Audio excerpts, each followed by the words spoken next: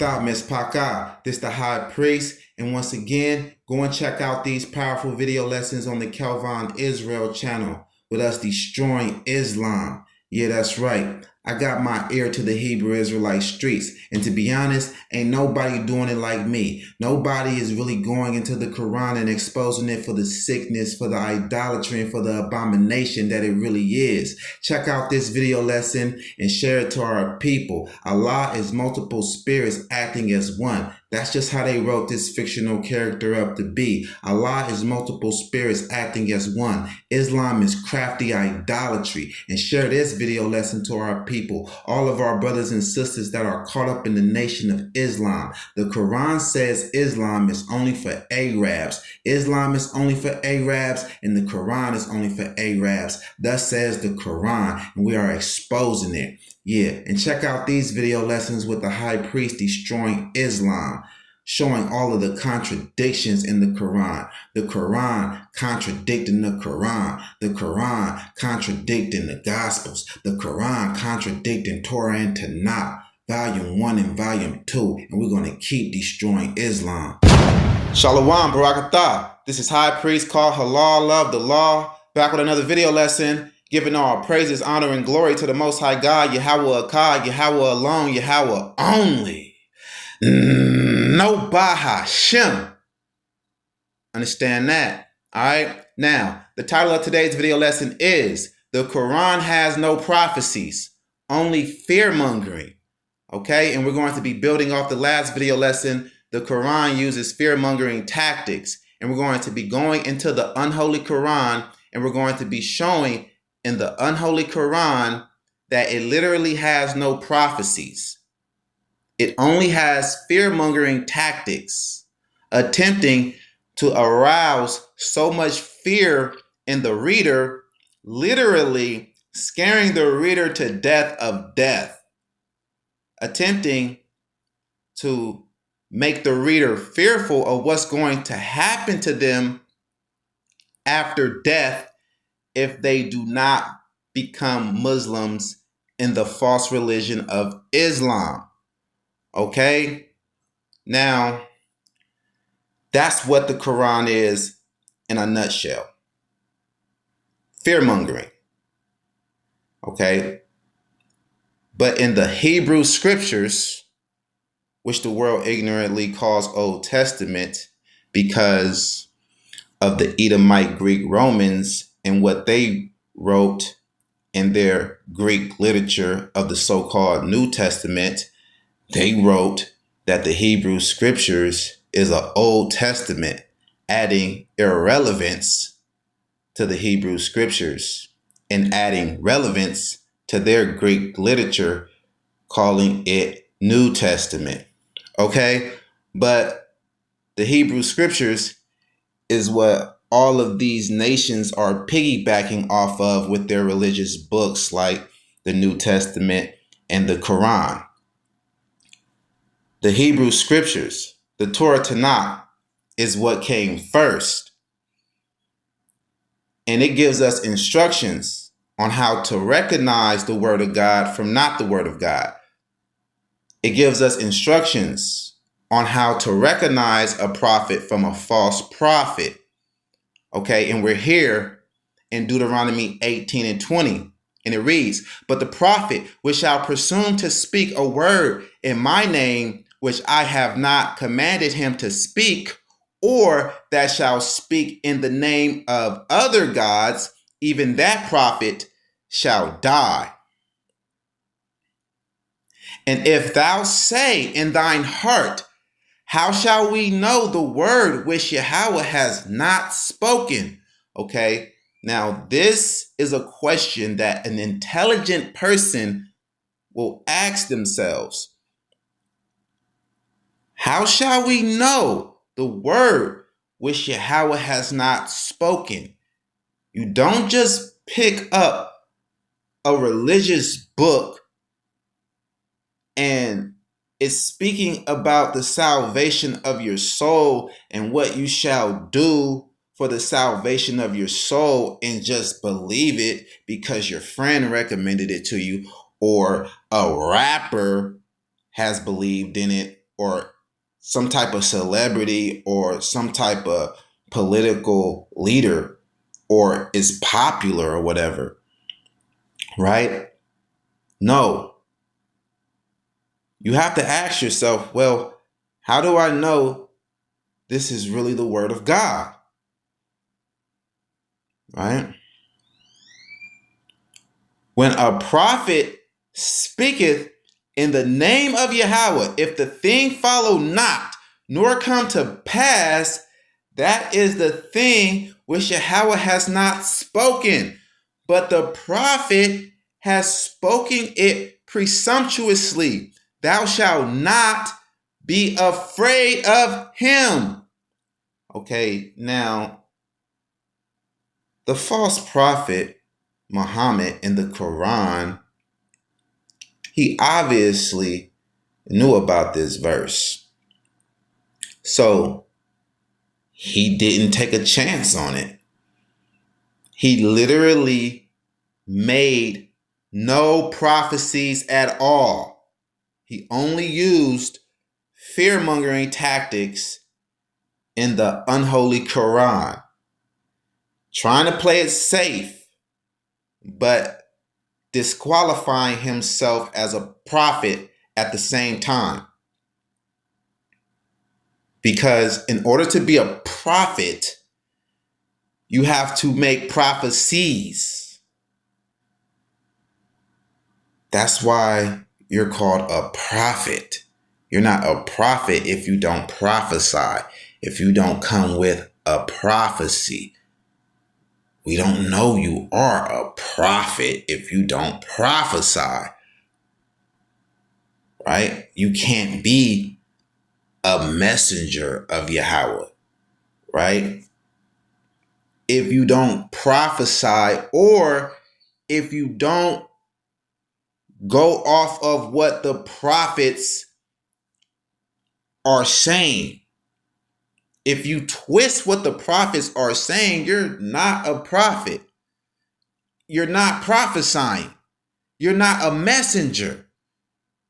A messenger can be a prophet, or a messenger could be just a teacher of the scriptures, a teacher of the law, just reciting what the prophets have already taught and what they had already came with. But the false prophet Muhammad does none of this. He actually takes the stories and what is written from the prophets in the book of the prophets in the Hebrew scriptures, and he twists it and add to the word. But he gives no prophecies, right? So he's a false prophet. He's not a prophet. Not a prophet if you claiming that you're the last prophet and the greatest prophet, but you don't prophesy, you're not coming with a prophecy, then you're not a prophet. Right? Giving us signs saying, well, you have the stars in the sky that God exists, and you have the sun and the moon that God exists. That's not a prophecy, right? And that's the type of stuff you read about in the Quran. You know that God is real. He gave you the signs of the stars. He gave you the sun and the earth. And you can see that God is real. But how can we see that you are real, Muhammad? Right? So Muhammad is a false prophet. He made no prophecies. And JC in the Greek New Testament, he made a few false prophecies. He's a false prophet. But he's more so a fictional character created by the Edomite Greek Romans, right? Muhammad was more likely a real historical person that was just trying to, gain a name for himself and, control people and, strengthen his people and control his people with religion and fear, right? But we need a prophecy. Let's go to Isaiah 42 and 9. Isaiah 42, verse 9.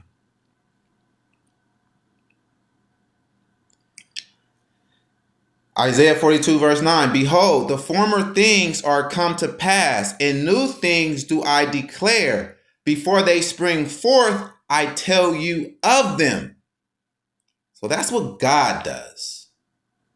That's how we know that the Hebrew God is the one and only true living God, because he tells us things that's going to happen before they actually happen. Okay? He brings us real prophets like Moses, like Isaiah, like Ezekiel, Jeremiah, Micah, right? All of the prophets in the so-called Old Testament, real prophets. Behold, the former things are come to pass, and new things do I declare. Before they spring forth, I tell you of them. And the Most High God does not change. Just like the prophet Malachi tells us. Malachi 3:6. The Most High God does not change. So if the Most High God is changing, he would have told one of his prophets that he will be changing and he will be, gathering to himself a new chosen nation, the nation of the Arabic people, the nation of the Arabs, and he will be making a New Testament, and he will be making a new covenant with them. But this was not told to us, and we can't believe Muhammad because he has not told us any prophecies. He's not a prophet. Okay? So we're not to fear him. Right? So let's go to Isaiah 41 and 10. Isaiah 41 and 10. It reads, Fear thou not. Fear thou not. The Quran wants you to fear, but Yahweh says, Fear thou not, for I am with you. Be not dismayed, for I am your God. I will strengthen you. Yeah, I will help you. Yeah, I will uphold you with the right hand of my righteousness. There you go. All praises be to the Most High God, Yahweh Akkad. Right? He says, fear not. So we're not going to fear a man telling us about his fictional character, God. We're not going to fear a God written in a heathen language of Arabic. Our God is with us. Our God is helping us. He is strengthening. He's strengthening us. All praises be to the Most High God. Now let's get off into this Quran, and we're going to be showing the fear-mongering tactics in this unholy Quran. Okay, we're in the unholy Quran, and we're going to be showing in this abominable Quran that there's literally no prophecies. Islam gets its members by using fear-mongering tactics in the unholy Quran. Like 95% of people who join Islam and become Muslims were scared into it. They were born into it, and their parents read the unholy Quran to them and scared them into it. A lot of people read this unholy Quran and they fall victim to the fear-mongering tactics and they get spooked. They get spooked of all of the threats of hell. Right? The other 5% that join Islam, they haven't really read the book. They just join Islam because it's popular. Their friend has joined. A celebrity that they look up to has joined, right? Or so-called black people join a form of Islam, the Nation of Islam, because the Arabs, they hate white people. So they like, well, we know Christianity is of the white man. And these Arabs over here, they're enemies of white people, just like we're enemies of white people. We have that common interest, you know what I'm saying? So let's just go over here with these Arabs, you know, I mean, what else do we got, right? Because they think that the so-called Old Testament is joined with the New Testament and it's all one thing because the oppressors put two books in one and call it the Holy Bible. So they think that that's just one thing, or they're deceived by false doctrines out here that God's chosen people are these hook-nosed kites, these so-called Jewish people, white people, you know what I'm saying? So they just completely go against that and join Islam with the Arabs, but not knowing that the Arabs hate they black ass too, right? It's written here in this Quran that on that day, disbelievers, the wicked, their face will turn black. And the righteous, the believers, their faces will turn white. Right? So, listen, this is abominable. Right? This is made by the heathen for the heathen. It has no prophecies to make you say, wow, this is divine, sent by the Most High God. How can this book tell the future so accurately like this? How did they know? Right? It has no prophecies. It only has fear-mongering tactics. All right? So let's get that. All right? It reads, Surah, chapter 2, verse 118. Those who do not know say, why does Exla not speak to us, or there come to us a sign?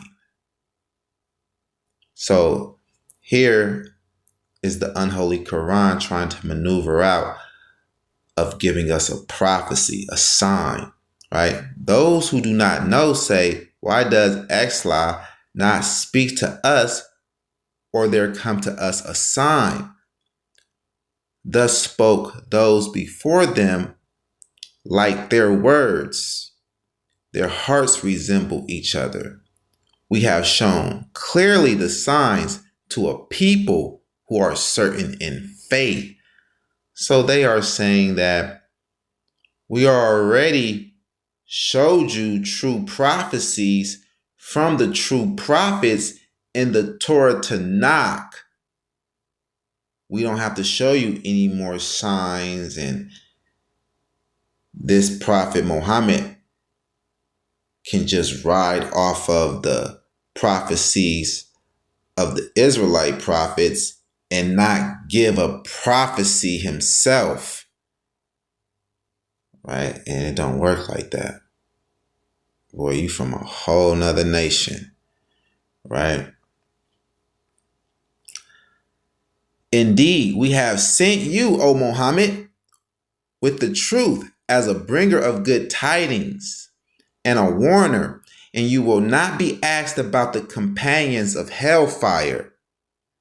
And never will the Jews or the Christians approve of you until you follow their religion, right? So this Quran is referring to the books as religions.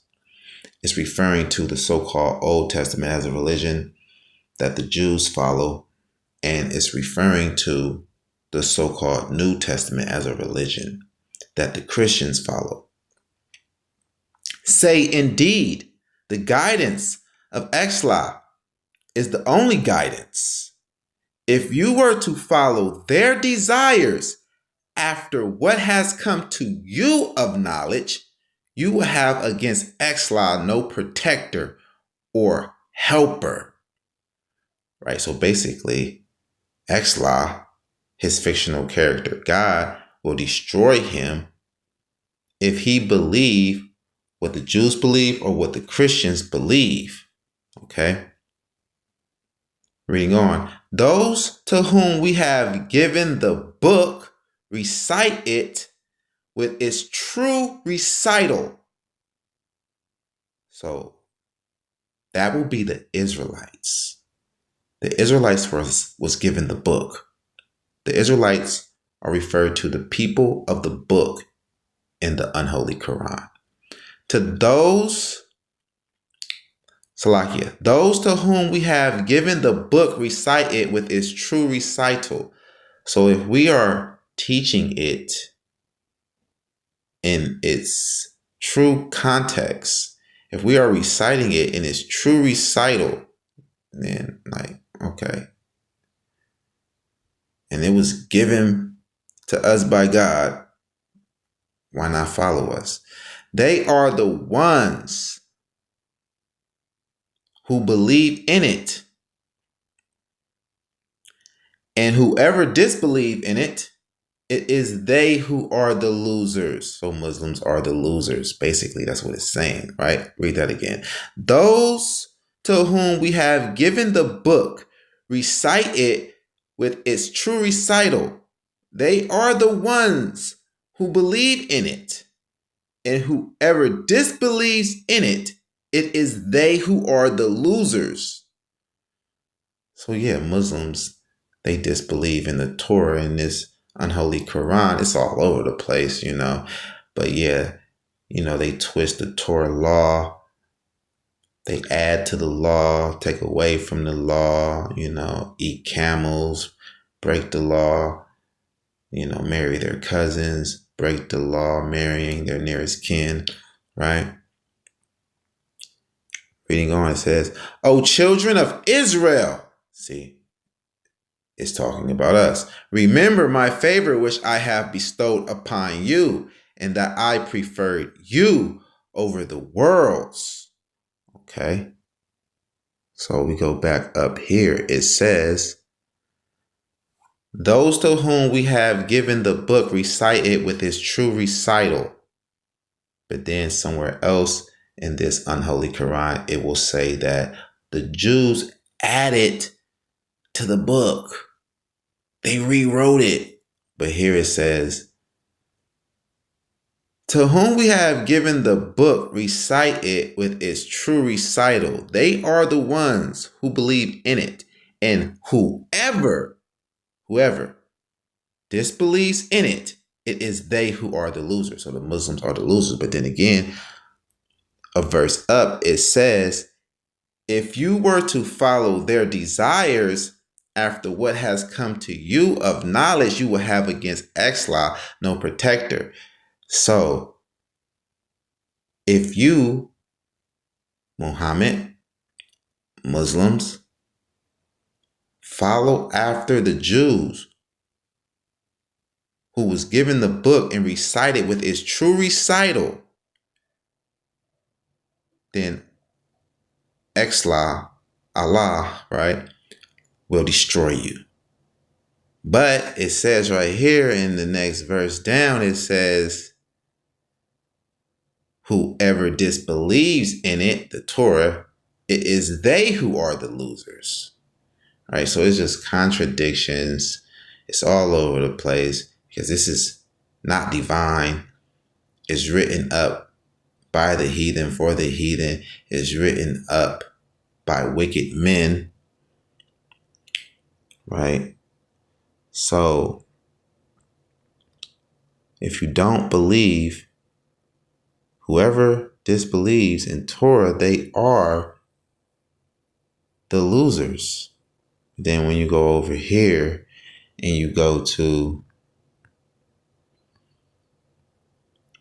Surah 3 and 85, let's go to Surah 3 and 85. This is Surah 3 and 85. It reads, and whoever desires other than Islam as religion, never will it be accepted from him, and he in the hereafter will be among the losers. So if you disbelieve in the Torah, you are a loser.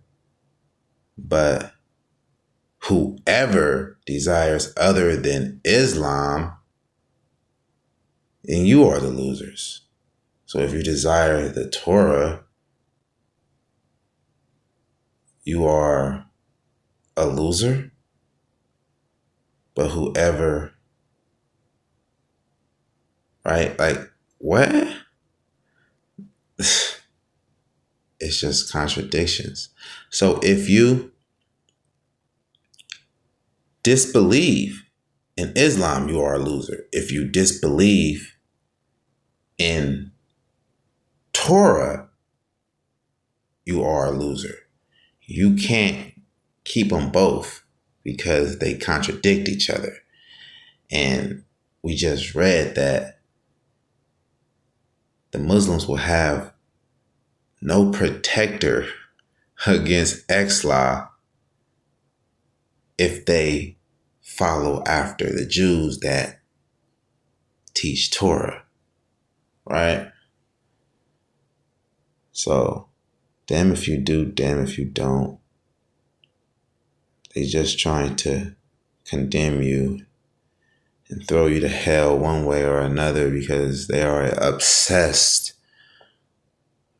with torturing people in this fantasy, make-believe, lake of fire, torture place, right? We go to Surah 9:73. This is Surah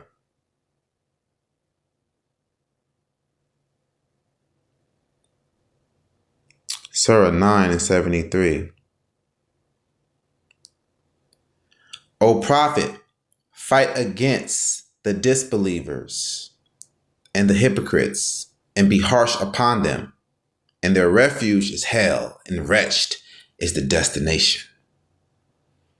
All right, now let's go to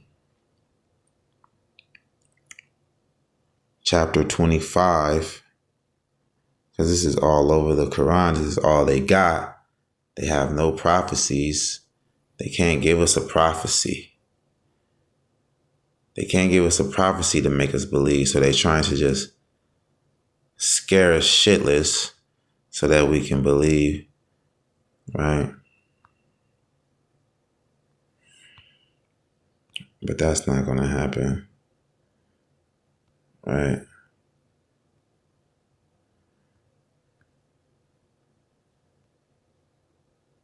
So here is Surah 25:11. But they have denied the hour, and we have prepared for those who deny the hour a blaze.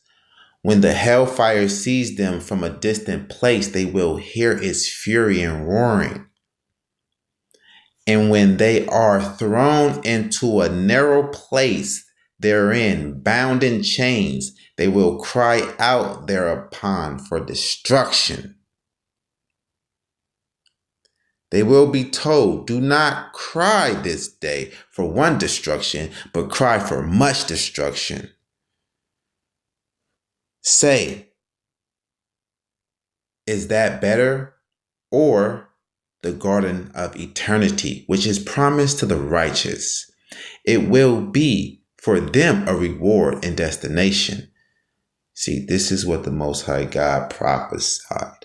This is what the Most High God said will happen. This is what they do, right? The Most High God warned us about this in the book of Ezekiel. These prophets of idols, these false prophets, these idolaters, they try to lure you in by promising you life,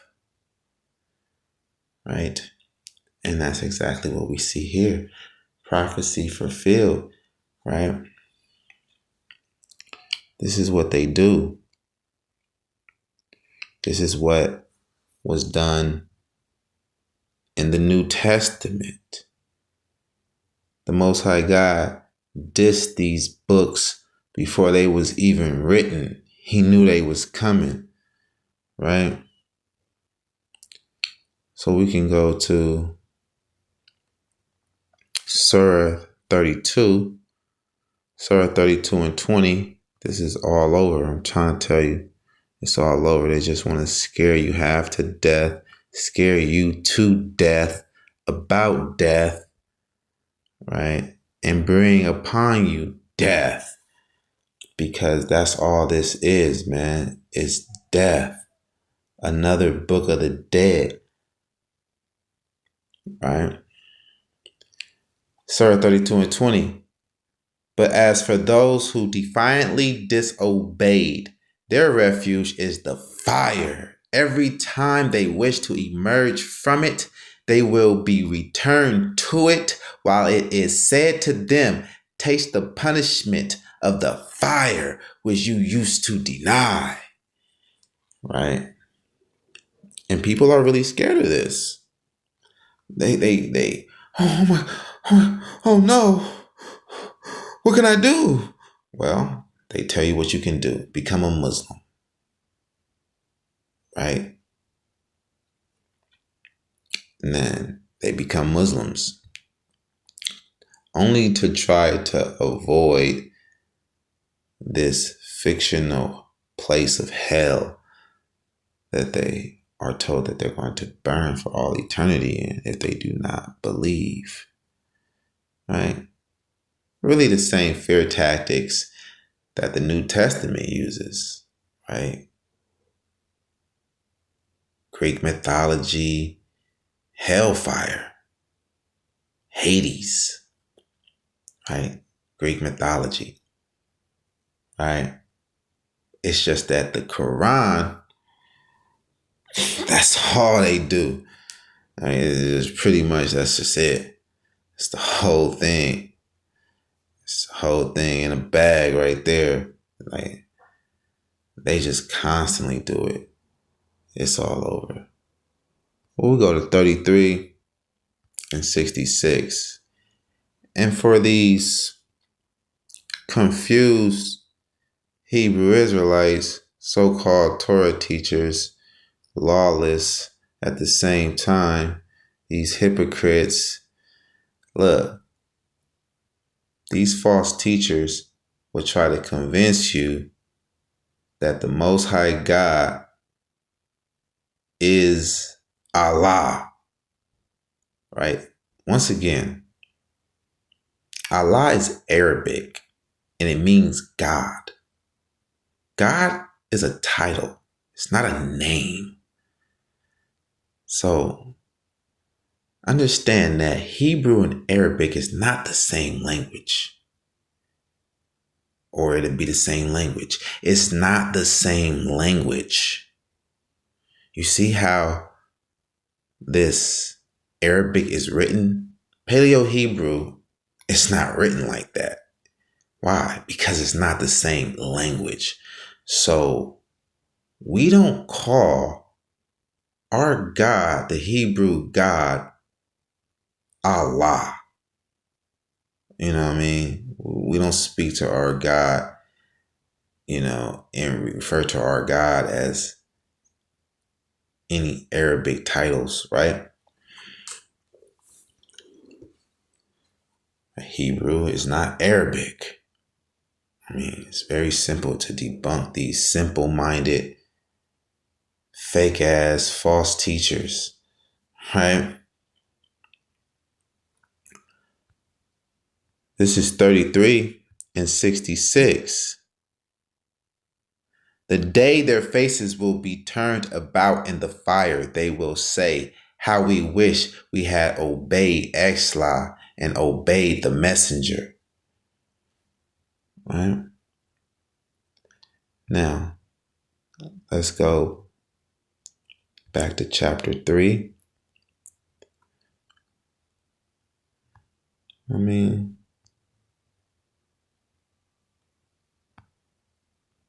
this is what they do.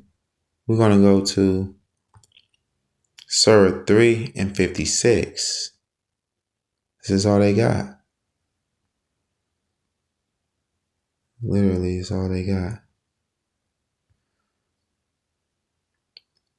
Surah 3 and 56. And as for those who disbelieved, I will punish them with a severe punishment in this world and the hereafter, and they will have no helper. All right. So let's go to 40.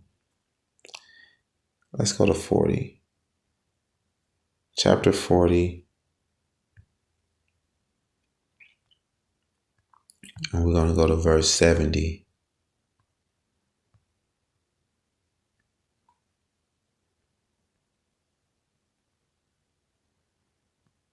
All right. Bear with me. This page is a little different. Okay.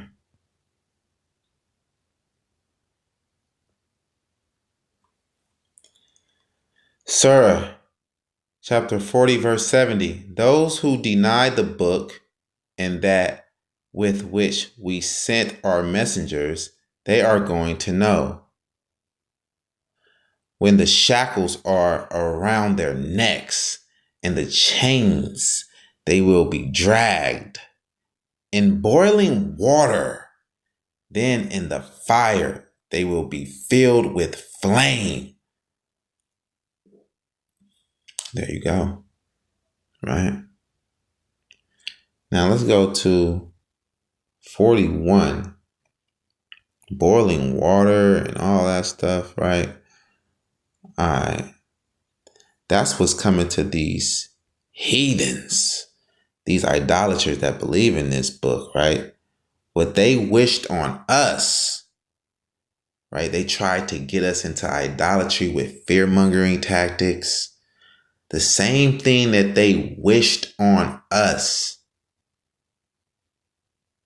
right? It's going to happen to them because they wished it on us, trying to lure us into falsehood, into wickedness to take us away from the Most High God, right? So the Most High God is going to put that on them, right? They really just wrote out their own torture and torment, right? So this is 41. We're going to start at 19.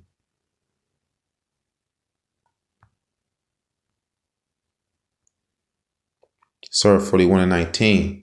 And mention, O Muhammad, the day when the enemies of Exla will be gathered to the fire while they are driven, assembled in rows, until when they reach it, their hearing and their eyes and their skin will testify against them of what they used to do. And they will say to their skins, why have you testified against us? They will say, we were made to speak by Exla, who has made everything speak. And he created you the first time, and to him you are returned. Right? So that's that. All right. Let's go back to 3 and start at 12. This is all over the Quran. Why are they showing that translation right there? Oh, well. So this is Surah chapter 3, verse 12. Say to those who disbelieve, you will be overcome and gathered together to hell, and wretched is the resting place. All right, now let's go to 2. We're going to go to 2 and go to 126. Surah 2 and 126.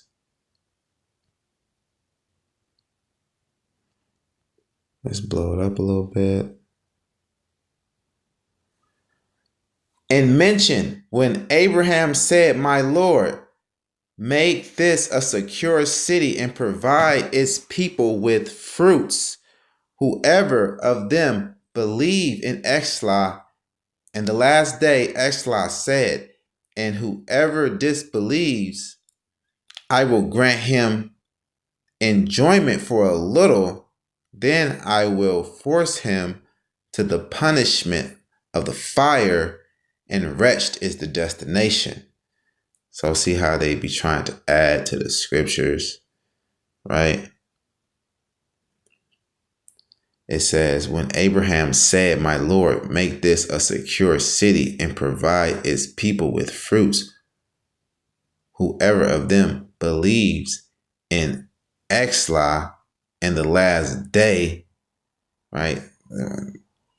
Moses never said that. Moses never said believe in Exla in the last day. In the last day. Come on, man. Right? Moses said, hey, the word is not far from you.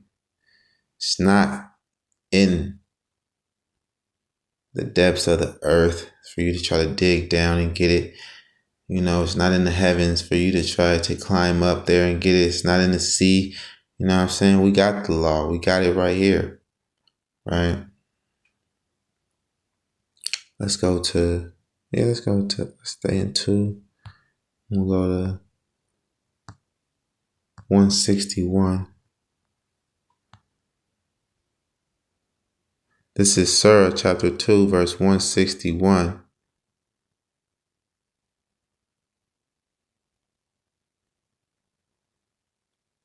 Indeed, those who disbelieve and die while they are disbelievers, upon them will be the curse of Exla and of the angels and the people altogether, abiding eternally therein. The punishment will not be lightened for them, nor will they be reprieved.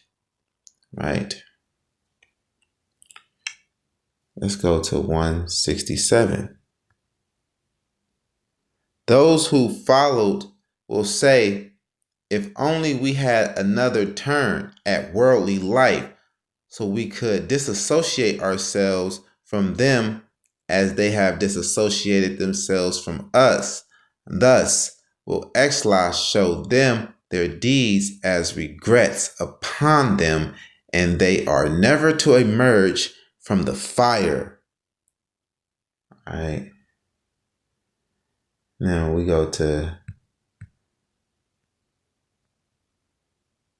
2:11. Let's go to Surah 2. We in Surah 2. Go to 2:11.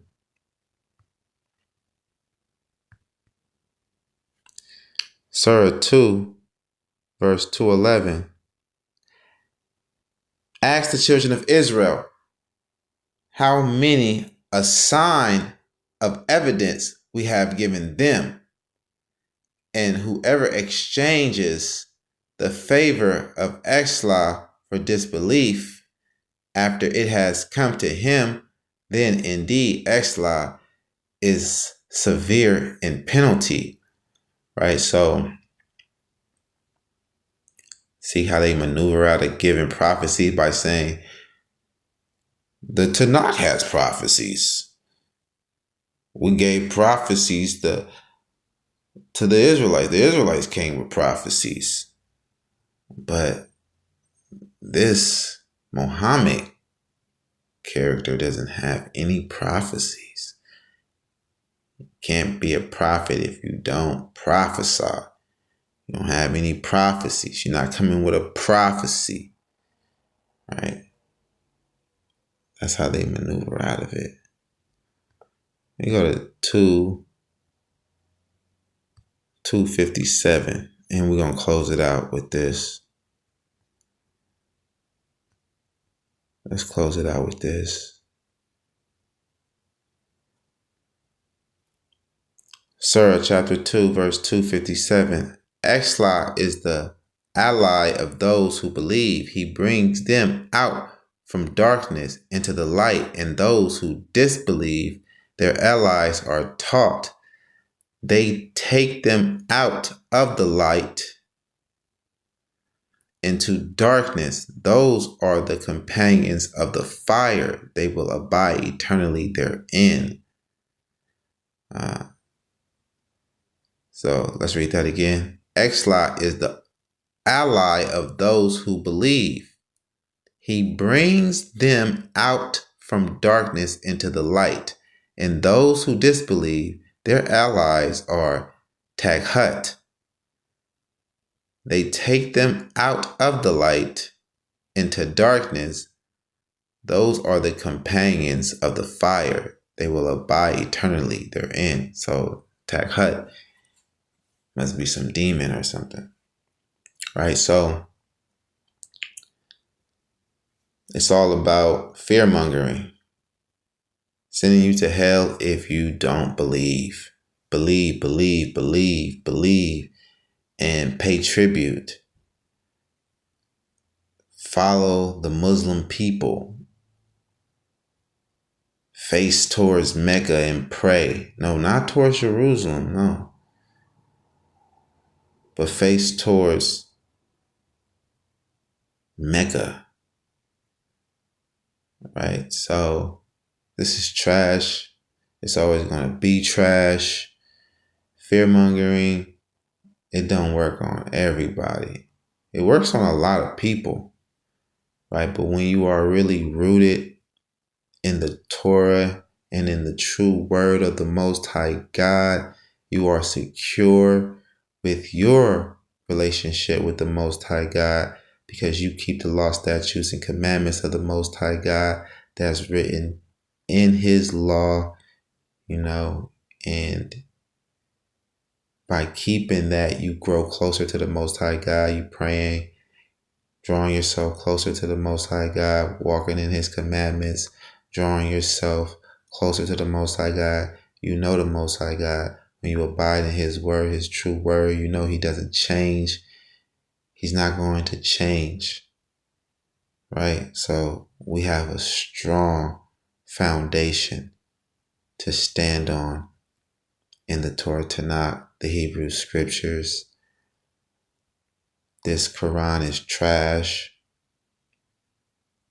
The false prophet Mohammed, he's in tortures and torments as we speak in the hereafter.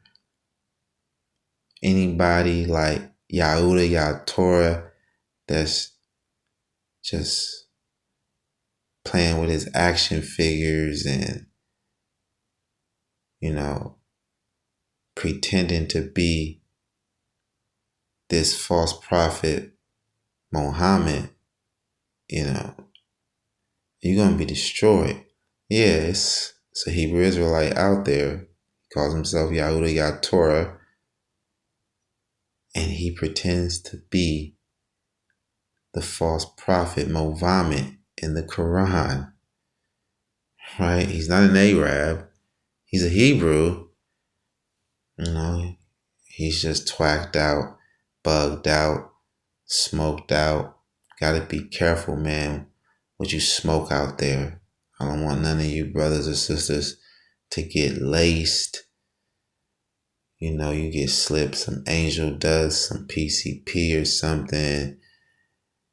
It's all kind of crazy stuff out there these days. It'll snatch your mind away from you, and the mind is a terrible thing to waste. Do not become like twacked out, smoked out, saw the sodomite predator, right?